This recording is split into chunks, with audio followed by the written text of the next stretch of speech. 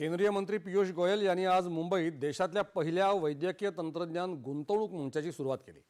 Medtech म्हणजेच वैद्यकीय तंत्रज्ञान क्षेत्रात नवोन्मेष आणि उत्पादनाला चालना देण्याचा या उपक्रमाचा उद्देश आहे।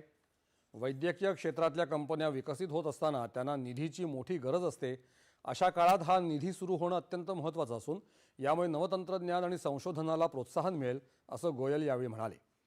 गेल्या काही काळात भारतानं विविध देशांशी केलेल्या करारांमुळे या क्षेत्रात नव्या जागतिक संधी निर्माण होतील असा विश्वास त्यांनी व्यक्त केला। 1000 कोटी रुपयांच्या या निधीमुळे देशात पुढच्या 3 वर्षात मोठी गुंतवणूक येण्याची अपेक्षा आहे।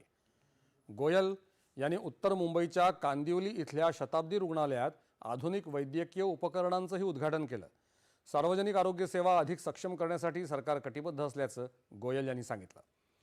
शताब्दी रुग्णालयानं महाराष्ट्रात पहिल्यांदाच राष्ट्रीय रुग्णालय आणि आरोग्य सेवा प्रदाता मंडळाची अधिस्वीकृती मिळवली आहे।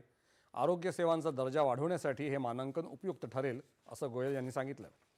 दहिसर इथल्या रिव्हर व्हॅली ब्रिजचंही त्यांनी उद्घाटन केलं। या पुलामुळे दहिसरमधलं दळणवळण सुधारेल असं ते म्हणाले। त्याशिवाय संजय गांधी राष्ट्रीय उद्यानातल्या वनराणी या टॉय ट्रेनच्या नूतनीकरणानंतर या ट्रेनचं लोकार्पण देखील त्यांनी केलं। त्यानंतर त्यांनी छोट्या मुलांसह या टॉय ट्रेननं प्रवास देखील केला।